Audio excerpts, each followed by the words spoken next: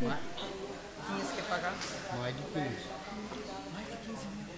Pode continuar a esperar pelo INSS. Eu vou fazer a Luísa, 1.500 e pouco. Quando fala essas coisas, eu me lembro da Frau Schmidt, lá do Shopping Molado. Sabe quem é? Mais ou menos eu sei que Enfim, quando eu tinha problema de vista, eu tinha que fazer ela uma vez, sempre não fiz. Você ia sentar no primeiro banco? Como? Você ia sentar no primeiro banco? Eu tinha que você ia sentar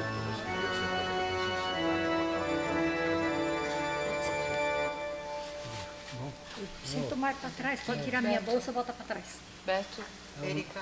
Como ela manda, vice, e não faz. Mas eles querem ficar longe de nós? Não, eu tô ficando Aqui, ó, no centro, mas fica na frente, só mais alto. Só vamos fazer uma coisa aqui. Não, mas aqui, essa luz aqui é a vareta, vamos mais pra lá. Fica embaixo e Ah, depois tu ligas? Porque essa luz não tem nada a ver. Aí lá, Vamos conversando. Entendeu? Vai lá também. Bem, isso. Pronto. Hoje tudo certo. Aí eu fico na frente. Nossa, você tá bonitona hoje, hein? toda a minha filha. Hoje ele devia ter anotado aqui, mas Vocês têm que vir para frente. sim, vai lá.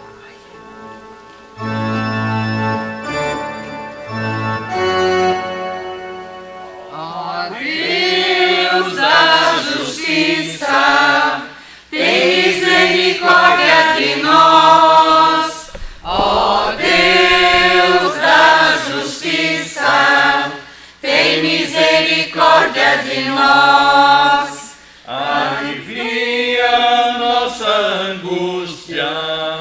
Responde o nosso clamor, concede o teu perdão, ouve a nossa oração.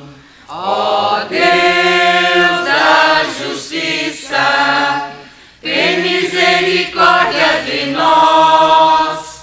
Ó Deus da justiça, tem misericórdia de nós. Alivia nossa angústia. Responde o nosso clamor, concede o teu perdão, ouve a nossa oração. Alivia a nossa angústia, responde o nosso clamor, concede o teu perdão, ouve a nossa oração.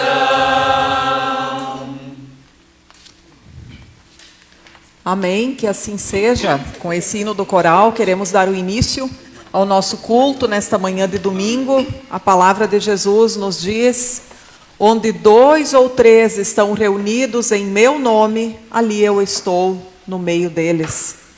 Essa é uma promessa de Jesus, onde ele nos diz onde ele está. Onde 2 ou 3 se reúnem no nome de Jesus, ali ele está no meio.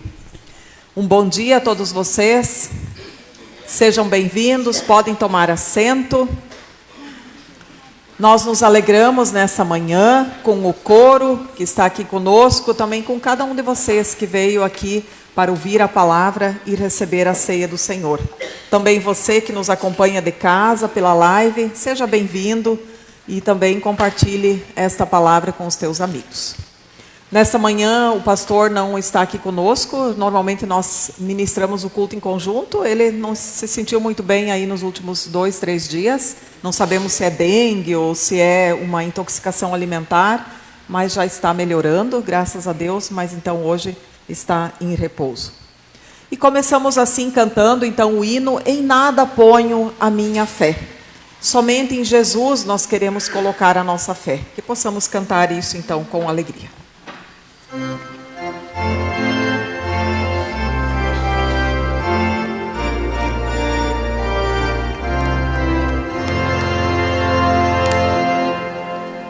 Em nada ponho a minha fé, senão na graça de Jesus, no sacrifício remidor, no sangue do meu Redentor. A minha fé e o meu amor estão firmados no Senhor.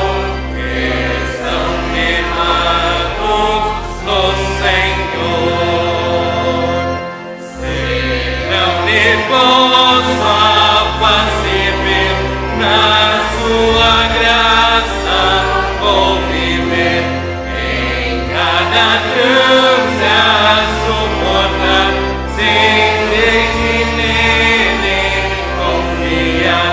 A minha fé e o meu amor estão firmados no Senhor.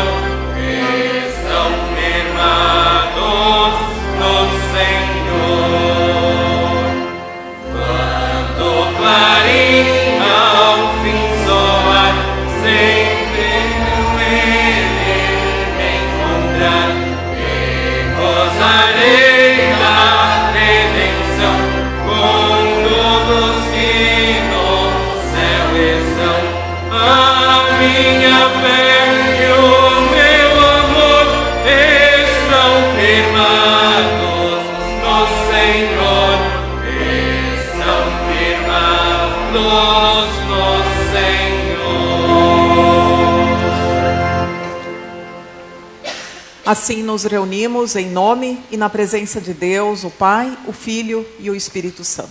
Amém. Convido a fecharmos os olhos, assim mesmo como estamos, para uma palavra de oração. Oremos. Amado Deus e Pai, nesta manhã nos aproximamos da Tua mesa com humildade e gratidão em nossos corações. Que ao participarmos do pão e do cálice, que é o Teu corpo e Teu sangue, que nós sejamos renovados pela Tua graça, fortalecidos na fé e unidos cada vez mais no Teu amor. Purifica, Senhor, os nossos corações e as nossas mentes, para que nos aproximemos de Ti com reverência e gratidão, e nos ajuda lá em nosso dia a dia, com nossa família, com nossos amigos, vizinhos e pessoas de nosso trabalho, que nós possamos realmente viver a Tua vontade e ser pão e vinho para aquelas pessoas que nos cercam. Por Cristo Jesus, o nosso Senhor, nós oramos. Amém. Convidamos ainda o coro para nos preparando para a pregação. Eles agora vão entoar o hino A Graça Eterna de Jesus.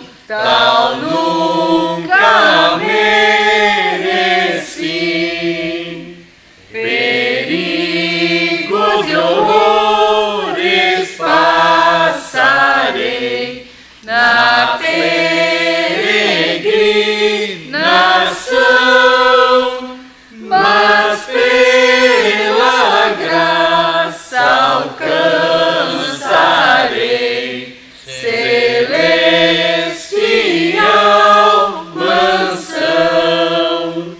E quando no lar celestial o tempo sem cessar, louvor daremos eternal a quem nos quis salvar.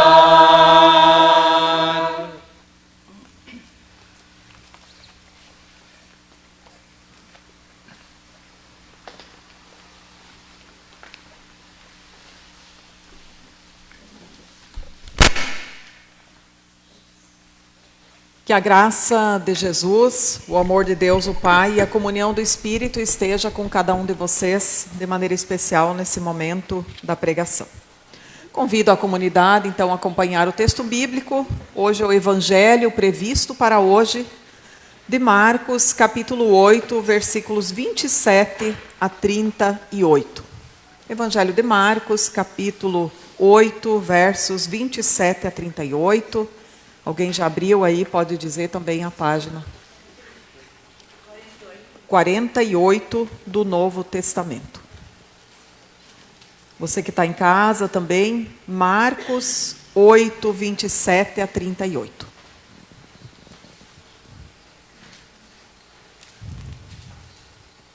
Então Jesus e os seus discípulos partiram para as aldeias de Cesareia de Filipe. E no caminho perguntou-lhes: quem dizem os homens que eu sou? E responderam: João Batista, outros Elias, mas outros algum dos profetas. Então lhes perguntou: mas vós, quem dizeis que eu sou? Respondendo, Pedro lhe disse: tu és o Cristo. Advertiu-os Jesus de que a ninguém dissessem tal coisa a seu respeito. Então começou ele a ensinar-lhes que era necessário que o Filho do Homem sofresse muitas coisas, fosse rejeitado pelos anciãos, pelos principais sacerdotes e pelos escribas, fosse morto e que depois de 3 dias ressuscitasse. E isto ele expunha claramente. Mas Pedro, chamando-o à parte, começou a reprová-lo.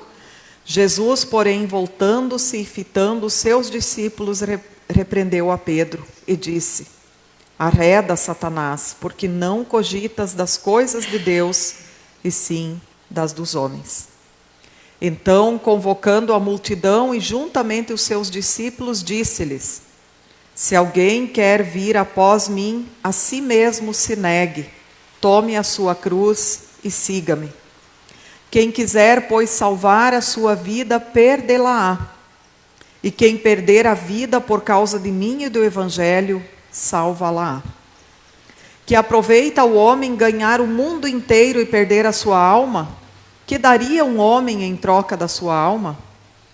Porque qualquer que nesta geração, adúltera e pecadora, se envergonhar de mim e das minhas palavras, também o Filho do Homem se envergonhará dele, quando vier na glória de seu Pai, com os santos anjos.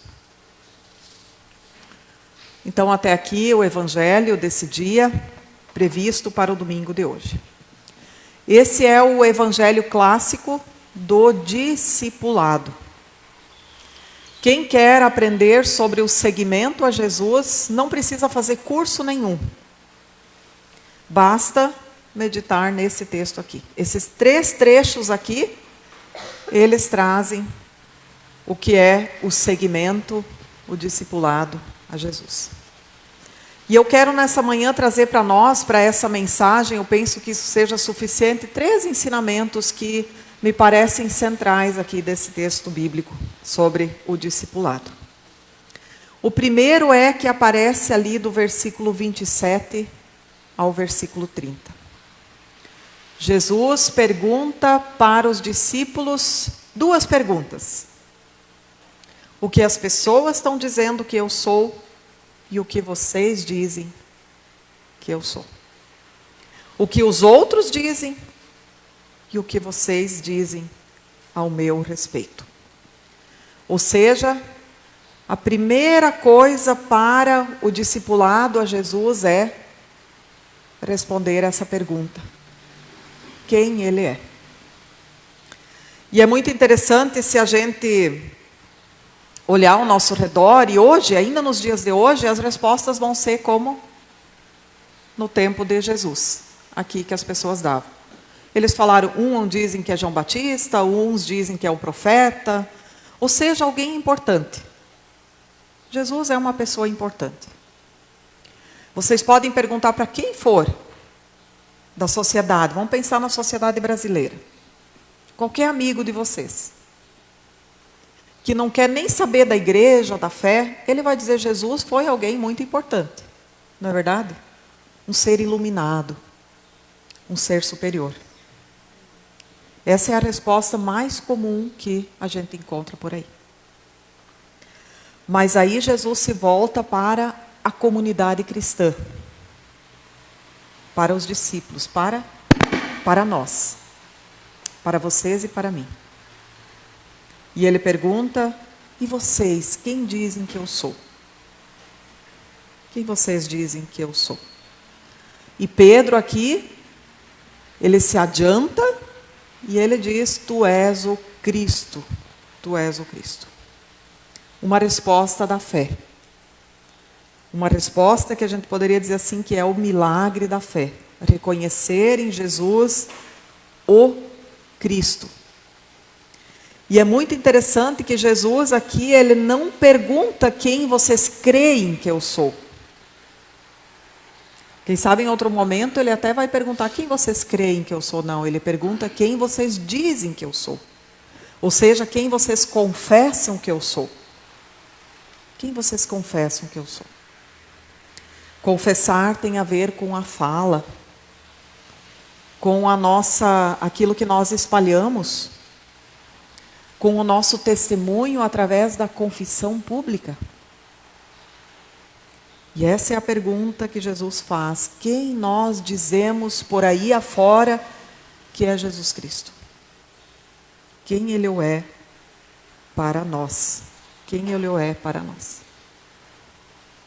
Sem esse diálogo consigo mesmo e observando a sociedade, nós não entendemos o discipulado. O discipulado, o seguimento a Jesus Cristo, que cada um de nós é chamado a partir do batismo, ele começa com essa resposta aqui. Se pelo menos esse diálogo não está acontecendo lá dentro, então não começou ainda o discipulado. A caminhada cristã começa com a confissão de quem é Jesus Cristo. E aí vem então já o segundo pensamento que eu quero trazer. A partir do momento que eu confesso quem é Jesus Cristo, aí vem o que diz o versículo 31 a 33, Jesus começa a ensinar o que acontece com quem confessa Jesus Cristo. E vocês podem ver ali que Jesus começa a ensinar aos discípulos o caminho que ele vai passar. E qual é o caminho que Jesus passou? A cruz. Ele começa, quando Pedro diz, você é o Cristo, então ele começa a ensinar para eles, esse Cristo, que sou eu, vai sofrer, vai padecer, vai morrer e vai ressuscitar. Isso vai acontecer com esse Cristo. E até hoje, nós, depois de 2000 e tantos anos, nós continuamos confessando esse Cristo que sofreu e morreu. Por isso a gente toma a ceia. A cada ministração da ceia, a gente atualiza aquilo que aconteceu lá. Essa morte, esse sofrimento por nós, agora é atualizado para os dias de hoje. Como é que ele salta de lá para cá? Através da pregação da palavra, e através dos sacramentos. Aquilo que aconteceu lá na cruz é dado hoje a cada um de nós. Nós, de novo, atualizamos isso para a nossa vida. Esse Jesus que sofreu por nós, ele é dado para cada um de nós. Então, a primeira coisa é confessar Jesus Cristo como o Cristo, o Messias. E a segunda é agora entender que isso passa pela cruz. Pela cruz. E aqui é um trecho talvez o mais interessante desse texto bíblico. Ele fala do caminho da cruz e aí o próprio Pedro, que antes confessou Jesus como Messias, como Cristo, que a gente poderia dizer assim, chegou à fé, o que ele diz agora? Não, Jesus, tu não vai passar pelo sofrimento. Ele chama Jesus à parte, ele diz o versículo 32, né, e começa a reprovar Jesus. A gente pode até imaginar o que Pedro falou para Jesus. Imagina, Jesus, se tu é o Messias, o Cristo, tu não vai sofrer. Porque a gente tem que voltar um pouquinho no contexto. Quando se esperava o Cristo, se esperava na linhagem de Davi. Um rei poderoso, cheio de armas, de cavalos de guerra, que vinha com a força e conquistaria tudo com a força. As pessoas iam ser, pela força, obrigadas a aceitar o reino de Deus. Assim se esperava o Messias. Mas não um servo sofredor, como aparece aqui. E aí Pedro, né? Pedro, por isso a gente tem que... Pedro é muito bom porque a gente consegue se identificar com Pedro, né? A gente também crê, mas de repente a gente dá uma bola fora como ele aqui. Cai em fraqueza. E Pedro diz, não, que isso, Jesus? Tu não vai sofrer, tu é o Cristo, tu é Deus, tu é enviado de Deus, como é que tu vai sofrer? E aí Jesus diz a famosa frase a Pedro, arreda Satanás, porque não cogitas das coisas de Deus, e sim das dos homens.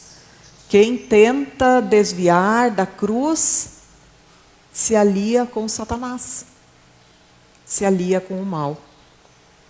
Quem tenta fugir da cruz do discipulado, na verdade está não com Deus, mas com o mal.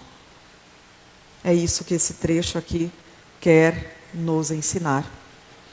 Pedro, ao querer se desviar da cruz, ele, na verdade, não está mais pensando como Deus, mas ele está cogitando das coisas humanas, mundanas, e, como diz Jesus, se aliando com o mal.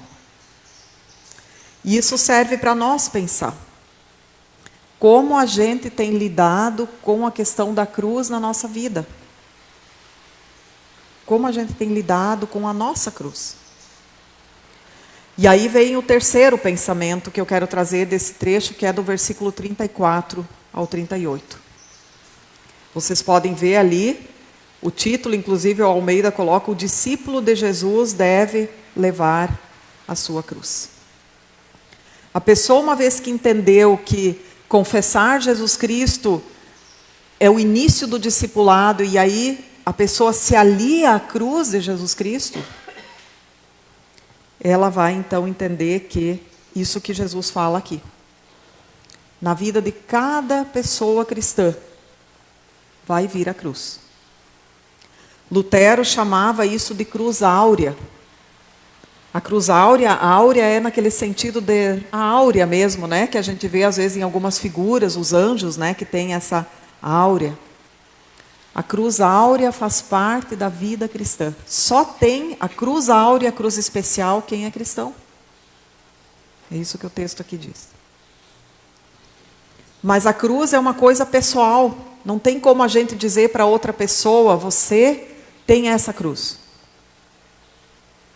Não tem como um dizer para o outro. Via de regra, a gente nem consegue ver que as pessoas têm cruz, não é verdade? A gente olha para elas e diz, nossa, que vida boa, não é? Eu queria ter essa vida que essa pessoa tem. Vocês já às vezes não falaram isso? Eu queria ter a mordomia que essa pessoa tem. Ninguém sabe o que a pessoa passa lá dentro, principalmente se ela está na vida de fé. A vida de fé traz a cruz do discipulado. E aqui é muito interessante que ele dá algumas dicas, que a gente poderia, quem sabe, meditar nisso e descobrir muitas cruzes que são próprias do discipulado. Só com esse trecho que Jesus fala aqui. Por exemplo, ele vai dizer ali no versículo 34, quem quer vir após mim, a si mesmo se negue. Isso já é uma cruz, né? Negar-se a si mesmo. O que é negar-se a si mesmo? No mundo de hoje, onde a palavra principal e em moda é empoderar-se. Vocês já escutaram isso, né? Empoderamento. Tem um sentido bom, mas tudo é o eu, tem que estar inflado, né? Tem que estar em primeiro lugar eu. Jesus vem bem contra a correnteza e diz, se você quer vir após mim, negue-se a si mesmo. Negue-se. Não é primeiro eu. Não é primeiro eu. Assim a gente já nasce primeiro eu, né? A fé mostra a gente olhar os outros ao nosso redor, para Deus, é sair do nosso eu, do nosso umbigo. Aqui talvez seria um exemplo de cruz. O outro ele fala aqui, perder a vida por causa do Evangelho. Olha o versículo 35. Perder a vida por causa do Evangelho. O que é isso? Perder é no sentido, os discípulos, os primeiros, perderam a vida mesmo.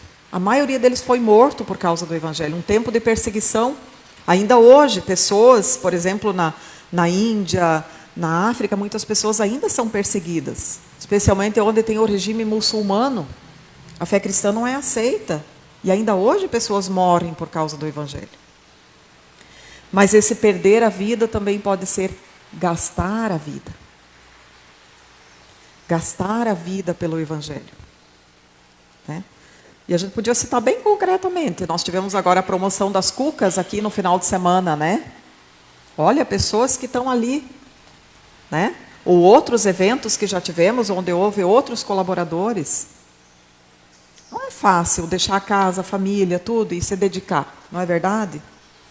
Mas não está fazendo isso para si, não ganha nada com isso. Né? Não ganha nada, quem sabe um abraço, um elogio, nada mais que isso. Mas é pelo Evangelho, é pela igreja, para que a palavra continue. E assim teria N exemplos, pessoas que dão culto infantil, que lideram, que ajudam necessitados, né? Gastar a vida pelo Evangelho. Eu sempre gosto do exemplo das velas, né? A vela, à medida que ela vai queimando, ela vai se acabando. Né? Ela vai se acabando, ela não fica, ela vai gastando. Assim é a vida em função do Evangelho. A gente ilumina e vai gastando, se dedicando a isso. Outro exemplo, talvez, de cruz, ele diz que aproveita ao homem, ao ser humano, né, ganhar o mundo inteiro e perder a sua alma. A vida com Jesus Cristo, discipulado, tem a ver com a gente priorizar a alma. O que seria isso, a alma? Tem que interpretar, né? Seria a vida interior. Hoje as pessoas estão correndo tanto atrás de não sei o quê, que elas não têm mais tempo de cuidar do interior. Ou elas não tiram tempo. Né? É só que nem aqueles hamster, né? Girando naquela rodinha sem parar. A vida, ela pode se tornar isso. Cuidar da alma, deixar de lado as coisas desnecessárias, uma vida mais minimalista, como se diz, mais buscando o necessário. Isso também faz parte da cruz, e isso faz parte do discipulado, como ele diz aqui. E talvez uma última pista que o texto dá é no versículo 38, quando ele diz: quem se envergonhar de mim e das minhas palavras, esse eu também me envergonharei no final, lá no juízo, Jesus diz. Uma vida, carregar a cruz, é a gente não ter vergonha do discipulado. Né? Onde quer que a gente esteja, a gente ser um testemunho de Jesus Cristo. Em palavras, em atitudes, ainda que vai contra tudo e todos, em posicionamentos, defendendo a fé, defendendo a palavra. defendendo as pessoas fragilizadas, e por aí a gente poderia dar 1001 exemplos. Tem gente que tem vergonha até de uma oração na mesa, de gratidão, né? Perante a família. Então imagina uma coisa maior. Quem se envergonhar de mim e das minhas palavras, também o Filho do Homem se envergonhará dele quando vier na glória do seu Pai com os santos anjos. Interessante, o texto começa com o confessar, com palavras, e termina dizendo, né, da cruz faz parte a gente não se envergonhar, a gente enfrentar com as palavras. Enfrentar pela causa do Evangelho. Quem sabe até às vezes, já vi muitas pessoas que por causa do Evangelho acabam se desentendendo na família. Porque tem que se posicionar, porque tem que escolher um lado, porque tem que, às vezes, pegar no pé e se torna o chato da família, por causa do Evangelho. Isso faz parte da cruz. E, às vezes, a gente quer abandonar a missão, né? Cada um tem uma missão, e dentro dessa missão, no Evangelho, tem a cruz. Às vezes, ela é dentro de casa, né? Cuidar de uma pessoa com dificuldades, ou cada um tem que saber analisar. Lembro que nos primeiros anos de ministério, exemplo pessoal, lá pelos meus 23, 24 anos, tinha carga teológica, mas não tinha experiência nenhuma. Então a gente chega na comunidade e a gente pensa que vai ser fácil. Agora eu me formei, tenho uma comunidade, tenho uma casa, né? Vai estar tudo certo. E aí vem os primeiros conflitos na comunidade, como todo lugar, quando se lida com pessoas. E eles vêm para você nos teus 23, 24 anos e dizem, pastora, você tem que se posicionar. Você tem que dizer alguma coisa, você tem que escolher um lado. E às vezes na fé não tem lado, não tem resposta pronta, não é verdade?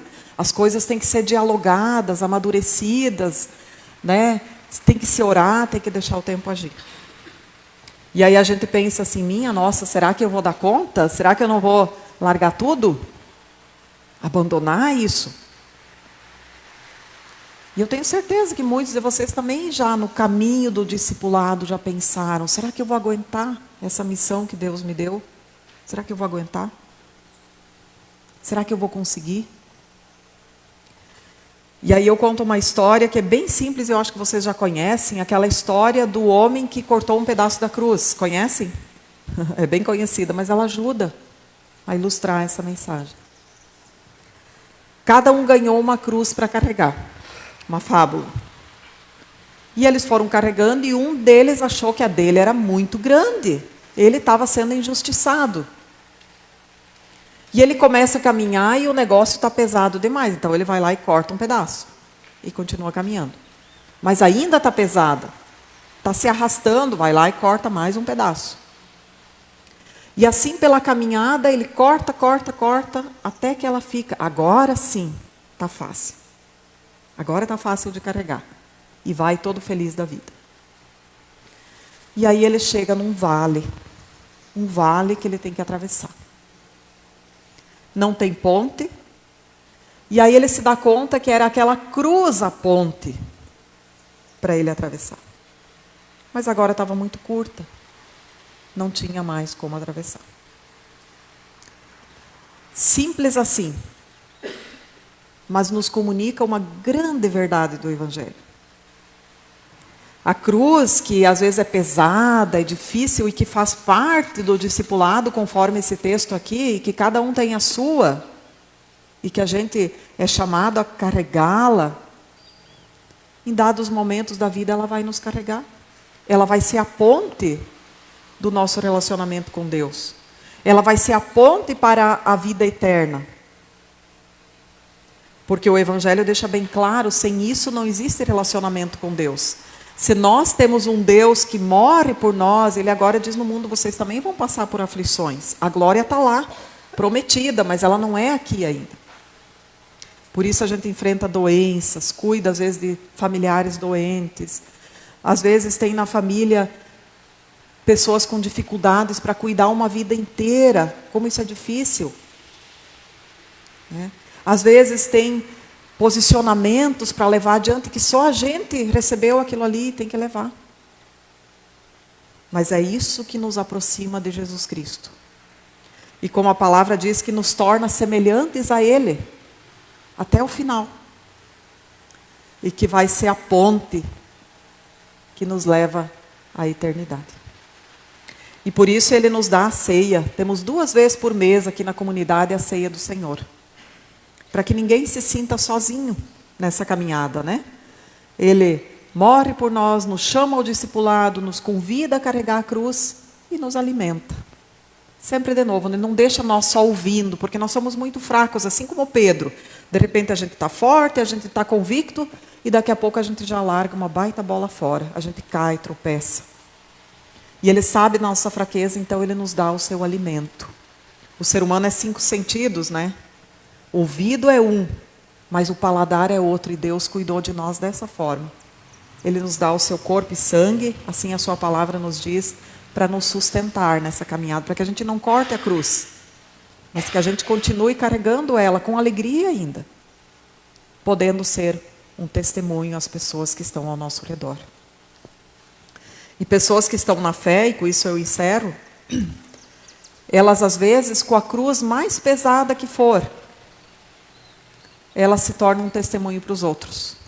Lembro de uma vez que visitamos uma pessoa acamada, no leito de morte, uma doença terminal, e fomos com um grupo de mulheres, e nós fomos lá e o que nós vamos falar, como é que nós vamos consolar? No final da visita, nós saímos dessa visita e todas nós falamos, nós saímos consoladas. Tamanha a força, a fé, a perseverança daquela pessoa ali. Porque ela tinha Jesus Cristo. Ela confiava. E ela aprendeu na vida que o sofrimento faz parte. E mesmo assim ela podia irradiar alegria.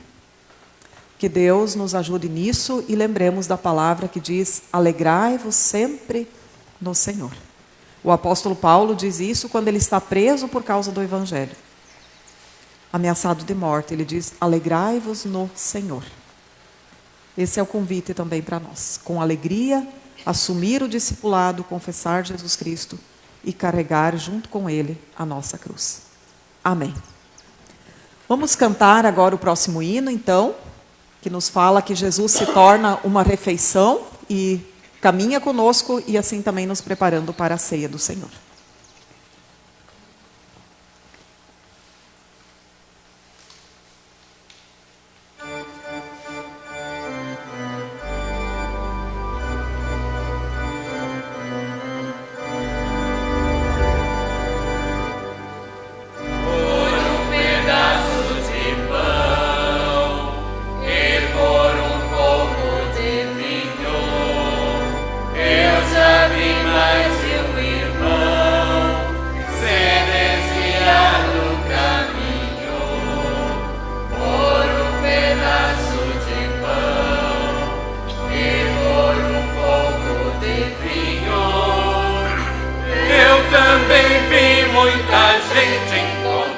Novamente o caminho do céu.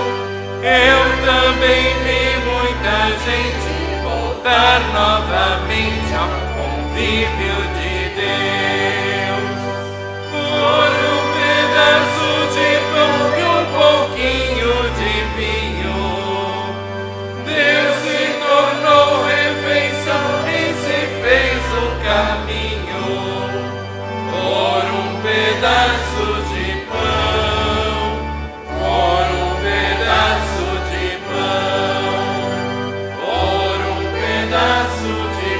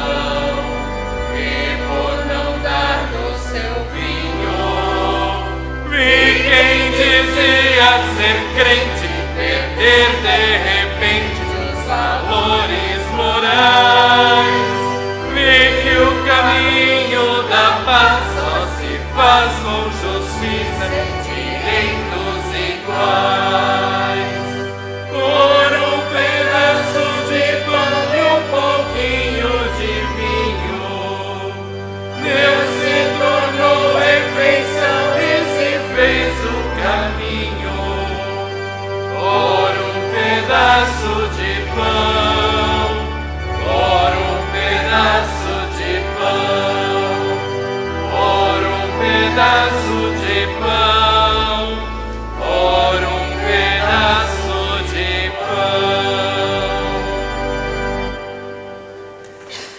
Você também que nos acompanhou de casa, nós deixamos o nosso abraço a você, que você possa estar aqui no próximo domingo, e assim que Deus te abençoe, o Pai, o Filho e o Espírito Santo. Amém.